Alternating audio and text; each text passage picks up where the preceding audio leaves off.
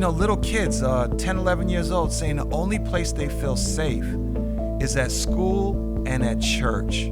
They said outside of that, we don't feel safe. And I just feel like there's so much that we can do, and there's so much that we need to do.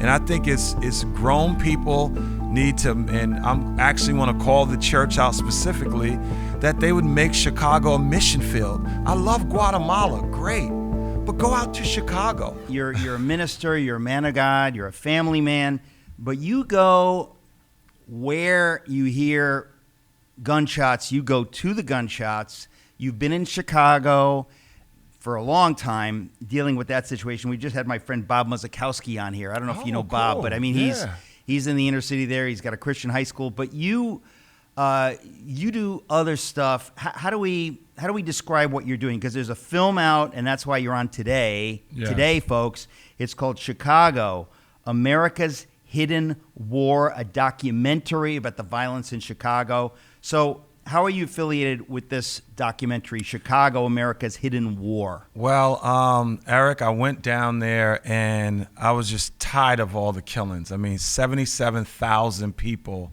have been shot in Chicago since the start of the Iraqi war. I mean, that is 77,000. Shootings. Here on America, 77,000 people shot, not just shootings, people actually hit with bullets since 2001. I mean, when I found that out, that's happening on American soil, as a believer, I said, I have to be there. There's no place other than there that we should be trying to make an impact. Because you remember New York City when we led in homicides in New York, the morgues were overflowing with bodies to the point, I remember going to the hospital, you'd see bodies lined up of teenagers during that time. And I just went out there initially to say, what could we do to help out? And then that grew to this amazing movie that made the Oscar list this year. So that was incredibly humbling. I think I lost my voice screaming and hollering with my family that a picture that I directed as a first-time director. Wait a minute. I didn't pick that up. You directed it. Yes. What? Yes. What, Albin? Hey, if my friend Dimas could direct a film, someday I'm going to direct a film. Seriously, Dimas, that's amazing. That's a big deal. Man. Thank you. I did not get that memo that you directed. I knew you were very involved, but I did not know you directed it. Because the last movie we did when we came on was Emmanuel, and that was when we were dealing with the church shootings. And so I produced that one, and I was just arm in arm with Brian Ivey and just learned all the tricks of the trade, and I studied extremely hard and made some unique changes, and this one has gone far. It's going nationwide into theaters. So Chicago, America's Hidden War. I always want to ask before we get into anything substantive, how can people see this? Is this available to stream? Can they get it on? No, right now it's in theaters. It's in theaters across the nation. Right. They could just go to Fandango in their area. Fandango. There you go. You were thinking like Mandingo or something like that, right? Fandango. Does Fandango still exist? Are there still theaters in America? Oh yeah. Actual theaters with seats and stuff? I've been in theaters at least 4 or 5 times. Yeah. We just did a premiere in LA. Some of the celebrities were a little scared to come, and some came, which was nice. But we had the full red carpet event, and you had celebrities coming to a red carpet event from a film you directed, my friend. That's big stuff. Yeah, that's big stuff. And New York came. Came. Dallas came. Many of your friends flew out. So all right. So it was amazing. Wow. But we knew you had the ball and chain. You had to work this show. Yeah, the ball and chain. No, but seriously, you it's on your heart because and I was talking to Bob Muzikowski about this, when you actually are in it, it's hard to believe that we're allowing this in America, that somehow we cannot do something. Yeah. So why did you decide to make a movie about it? And again, it's called Chicago, America's Hidden War. Well, first I went down there and I worked really hard to see what groups would work with me, to fight against all these shootings. And then very quickly, I started doing media outlets. I think I even came on, I came on this show Yeah. talking about Chicago and many others. But some people are like, look, it's so bad we can't cover it all the time because they shoot all the time. Yeah. So I said, well, maybe if I go out there and I don't eat and start to drop in weight to the point that I'm sick, that maybe the world will cover it. Guess what? They didn't cover it. I did a 40-day without food, just drinking water. Ended up being rushed to the hospital at one point. Why? And that's I looked at many things that many others have done throughout the years. I looked at, the hunger strike that happened in Ireland when they were fighting against the injustice there. I looked at Gandhi. I thought of Jesus and Moses and countless others. This is a huge thing that you did that. I remember when you were doing that. I don't know what I was in the middle of something crazy at that time, but I couldn't believe what I was reading, that you were doing a 40-day fast to bring attention to this. You were always a thin guy. Yeah. So I don't think thin guys should go on 40-day fast. But all my friends who are thin who go on 40-day fast, I'm thinking, I don't know how you do it. I dropped 35 pounds, and God's grace was with us. But that I don't look for. I'll just say this: I will fast. It's not a joy. I fast because of the scriptures, but a long fast is something I don't always look forward to. Yeah. But I did it for the people in Chicago, is what I was hoping. Well, so what do you see at the heart of the issue? Because a lot of times people try to put Band-Aids on this, and they say things like, oh, we need gun control. How many registered handguns are used in these shootings? Like almost zero. If you talk to cops, all the guns are unregistered. So it's not that problem. It can't be that problem, or at least it's way more complicated, because the idea that, like, hey, we need to have less guns. Well, all those guns are illegal to begin with, so it's a deeper problem. It makes me think. I mean, you bring up this is not a gun movie. I just want to let people know that it's not really about guns. Guns are spoken of maybe for 1 minute or two in the film, other than victims and people that are shot. I think the bigger issue is a forgiveness problem. Okay, boom. That's, in show business, we call this a cliffhanger. Don't go away. You were talking about the real problem in Chicago with the shootings. You said is forgiveness. And now you're a Christian minister. Yes. What do you mean? I mean, if somebody says, how do you explain when you say that's the real problem? Why do you say that's the real problem? Because there in the film, we film a gang meeting, and they break it down. They're like, there's so much damage between two neighborhoods that the guys can't even go to the store anymore. And that damages, if one person is killed, this other gang tries to kill 10 of their friends. And one person's killed on this side, they try to kill another 10. So we have one shooter that we interviewed, and his name is Dolo. And he says it. He says, everything that we're doing is out of pain. It's out of hurt. You killed my friends. So I have to keep trying to get you. So this is going to be an ongoing cycle. And I think churches have one of the greatest shots of bringing this situation to a close by speaking to people about forgiveness. And you have to, at some point, let it go. You have to, relinquish the debt of these other shooters. No matter how many times you shoot, you can't bring back those that have died. When I fought against the Freddie Gray riots and helped shut that down, I screamed to the gangbangers. I said, there's nothing you can do that's going to bring Freddie Gray back. I said, getting arrested or fighting the cops or shooting at the cops today is not going to bring him back. It's just going to put you in jail for life.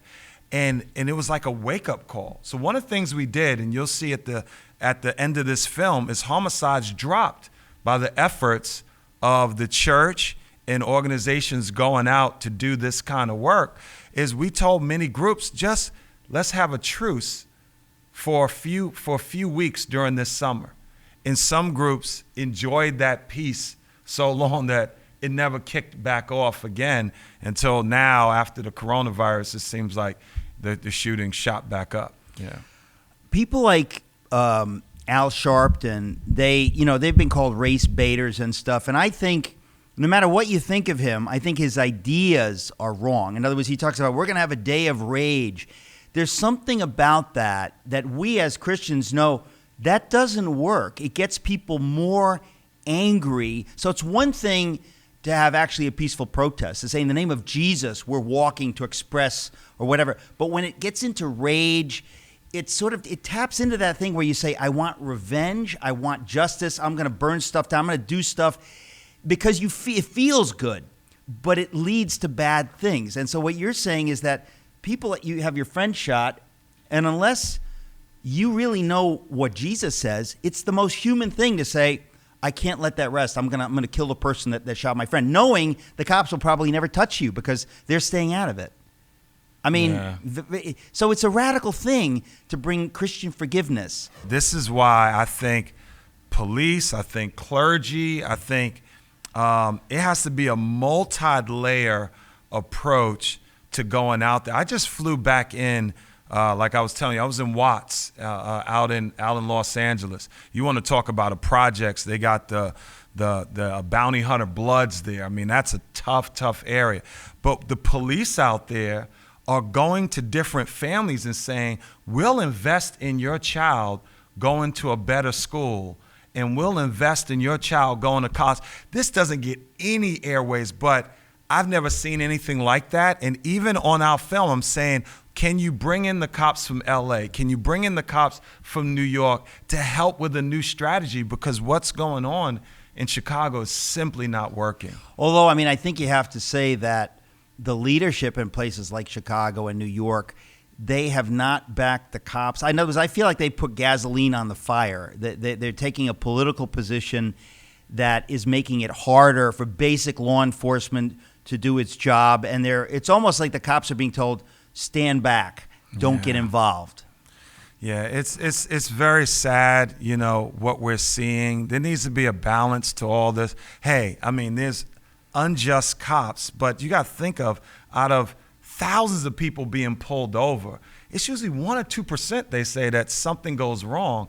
And, and it's just everybody's tossed out. I mean, this is what I'm saying is like, so sad. If somebody says there's a crooked cop, like whoever the guy was that kneeled on George Floyd there, you just be like, what's the problem? We have laws against that, and that guy will go to jail. It's not like people are saying it's okay. I mean, if somebody steps out of line and does something like that, we have laws, and everybody I know, me included, says, throw the book at those people. Make them an example so that every cop knows if you're tempted to behave like that, you better think twice and 3 times and 5 times. But I don't know anybody who wouldn't agree with that. So when you start demonizing all cops because you got these, there's nasty individuals in every business. In the radio business, Albin Sadar, number 1, nasty guy.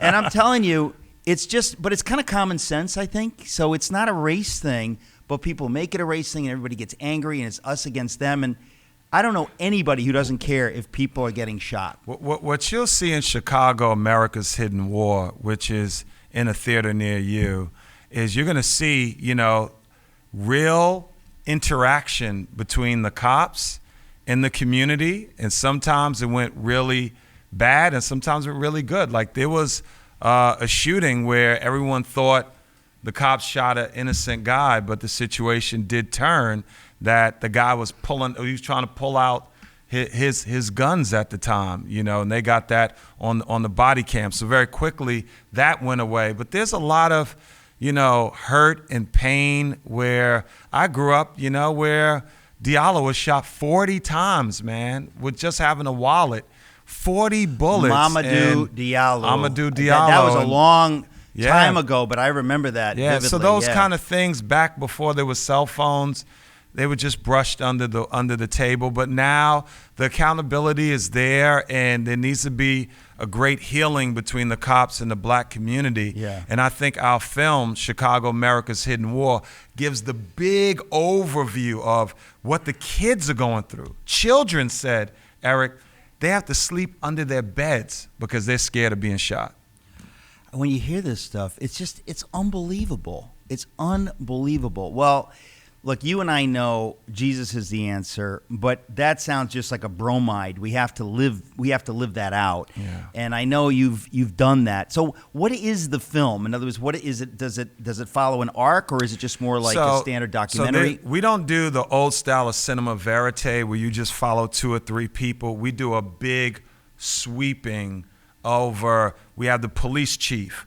We have children. We have all these different dynamics, so you get the full picture of what the community is experiencing, including what the church does to fight against the homicides. Okay, we're going to be right back. We're talking about the new film, Chicago, America's Hidden War. Most people call the film war journalism. Like, we had to throw on bulletproof vests. We were every day out there with shooters.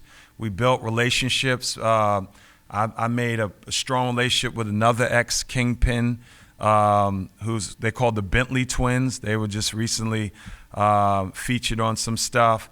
And those guys gave me the access into the gang meetings, into sitting down with legitimate shooters, guys that are banging it every single day. I got to really go into that mindset, as to what motivates them. Why are they shooting? One guy named SP talked about he got into a fight and he got his brother killed. He's standing there with some of his boys and they're pulling up their shirts. I got shot 4 times. I got shot. I mean, you thought you were in another country. Then we started to talk about the PTSD that these children are experiencing. Little kids, 10, 11 years old, saying the only place they feel safe is at school and at church. They said outside of that, we don't feel safe. And I just feel like there's so much that we can do, and there's so much that we need to do. And I think it's grown people need to, and I'm actually want to call the church out specifically, that they would make Chicago a mission field. I love Guatemala, great. But go out to Chicago. I had white people with us. I had a girl named Bonnie Kate who was crippled, who was shot at the shooting at the Aurora movie theater. And she was on crutches, going and talking to gangbangers and ministering to them. I had Ron Hall, who you may know from Same Kind of Different as Me. Mm-hmm. He was out on the blocks with me, walking with his wife, who was a model. And we're going through. So everybody can do something. And if you're scared about that, we have something where you can teach master classes to kids. We can zoom it in through our technology where you can speak to these young people and work with them, because many of them are just born in a war zone. They're born in a battle that started years and years before them, that's continuing on today. And, Chicago's been known as one of the most corrupt cities in America, if not the most corrupt city. Yeah. And that's going back decades and decades and decades. And people think, hey, I got an idea. We'll solve it. We'll elect a black mayor. It'll solve all the problems. That's not really happening. Yeah. I mean, I'm not trying to demonize the mayor, but her leadership has not been good. I don't know what is happening, but I think people get very political, and they're not. I mean, this is why I get excited about this film and about you, because you get into it. You're trying to solve problems. It's not about a political party or whatever. I think, how are the cops reacting to this? In other words, I'm thinking that if the mayor doesn't have your back, you're like even afraid to get involved in anything. Yeah, well, the candidate I went for, her name was Amara, and if she would have won, it would have been a different story. We feature her in the movie. I mean, she's more boots on the ground. Maybe she'll win next time. Yeah, When's the election? I'm praying. What's her name? I don't know. Amara. Amara what? It's a very long African name. Forgive me, I can't quote it right now. Amara. Yeah, Amara. But that's you look up Amara, Chicago mayor candidate, you'll get it. But she's absolutely brilliant. She's done an Ironman run twice. I mean, she's tough. She's smart. She's brilliant. And she what she realized is that there's a real broken relationship with the cops in the community. Yeah. And also, I'll go a step further than that. Our generation, our jobs were a calling. Like, you look at this job as a calling, because I know you personally. You look at writing books as a calling. I look at what I do as a calling. Some of the younger people look at it as, how much am I getting paid? And why should I risk my life for $40,000? If you're a cop, yeah, or a nurse, or a doctor, or a teacher, and you don't see it as a calling, That's the problem. this is something I have talked about. That is what's changed in America. Yeah. And that's bad. I mean, there were people It's that if you're a teacher, terrible. you are called. It's not about the money. You get paid, but you're called to be a teacher. Yes. You're called to be a nurse, a doctor, whatever. It's not about the money. It's about a calling. And you're quite right that, I mean, the idea that I'm going to risk my life, you have to believe that that's what you're supposed to do. We remember you meet a guy who's like, I'm a cop. That meant something. Yeah. I'm a garbage. Whatever you were, it meant Well, something. it means I Now, am that. That is am- why I live out my yes. life in that. It's not just a Yes. thing I do to get a check. This generation, I've met several officers that said, look, I'm not risking my life. I said, if you saw a shooting, I asked one officer, if you saw a shooting and the guy was speeding down after, busting shots, will you chase him? He said, no, I wouldn't. And so one of the things I lean on is that there needs to be a house cleaning in the police force in Chicago. If you're not willing to do the job, hire people out of the military. Hire somebody else that has That is this interesting. passion, that's not afraid when bullets are going off. That is very interesting. I mean, I never thought of that, but that there are people that you get cynical, and when that happens, it's not going to work. You cannot be cynical about it. You have to believe that this is the right thing to do. Yeah. Wow, that's a big one. Dimas, you were talking about the kids. I mean, it is hard for us to imagine kids having to grow up in circumstances like this in America. Yeah. In America. And you also talked about, the mission field in a place like Chicago. People are like flying, to other continents and stuff. These people need Jesus to heal the most fundamental. I mean, it's in our backyard. Yeah, we need a lot of local missions, particularly to help the young kids. I mean, many of them are growing up in war zones. They can't sleep at night. Many of them have PTSD. They're afraid. They feel on a daily basis that they're going to get killed.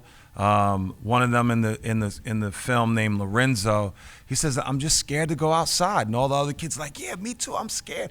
They're like, only time I'm out here is because a church is holding this event and I feel a little safe. But other than this, I don't want to come outside. I don't want to die. I don't want to be shot. And the stories they tell, one kid said he watched his cousin be gunned down in front of him. Then the guy walks off, comes, kicks him to make sure he's dead, and guns him down in front of the kids again. So a pastor named Corey Brooks said he was outside and he heard gunshots, and about 100 kids on a playground all hit the floor at the exact same time. He's not from Chicago. He said he blew his mind that all of them knew exactly what to do. And so my argument is, Chicago's struggling financially, so they say. It's like, can we put beat cops back out there? Can there be cops stationed on these blocks where we know the shootings are happening? If that was New York City, they put up a tower, lights there. They shut the block down. But for some reason in Chicago, it's just a quick cleanup crew. And I don't know all the financial issues going on, but I pray that, government, the president, whoever, somebody would fund the police in a big way. So that I remember New York City when it was wild. We're adding 50,000 more police, 5,000 more. So you are not. It doesn't sound like you are for defunding the cops. Now that is a complicated issue. The thing, in a big way, no. But should cops show up for everything? Is sad. Okay, that's now. a different. I know what you're saying. That's sad. Right, yeah. A cat's in a tree. You're calling the cop.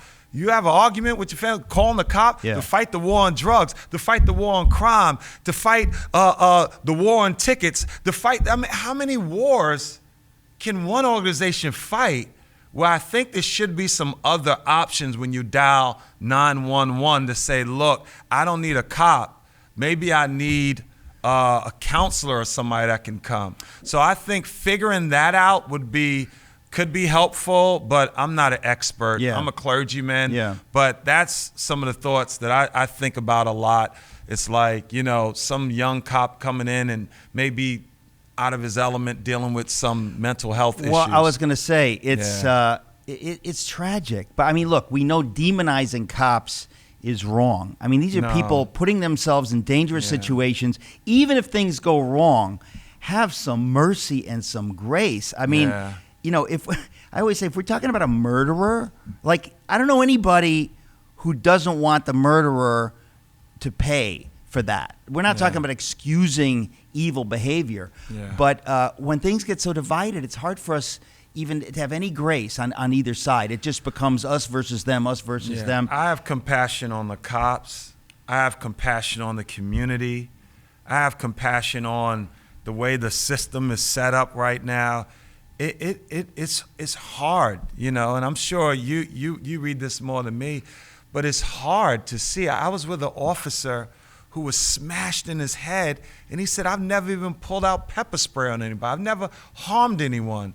And that's sad. Then you got kids, you know, that have stories of, you know, trigger-happy police officers that gunned down their brother, you know, as he was just fleeing and things. So it's just so, it's like, get me to utopia. You know, heaven is going to be the answer. Well, you start longing for heaven because it's when it gets this really ugly. It's really well, Dimas, listen, the church is deputized by God to bring heaven to earth now. The Holy Spirit lives inside us, and we can bring God into these situations. There is no other solution. I mean, it doesn't mean there's no political solutions. There's always things that can be done and that should be done, and there's politicians that are doing the wrong thing.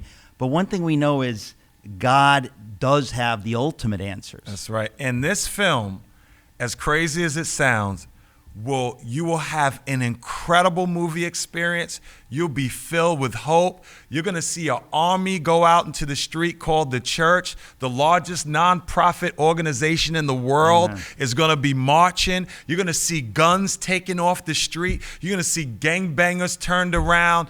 This film is something that will inspire you, encourage you, and fill your heart with hope and joy. And that was one of the most important things that we wanted to show.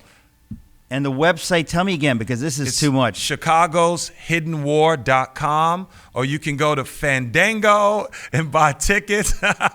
And you can go to Cinelife.com as well. Chicago, America's Hidden War documentary film.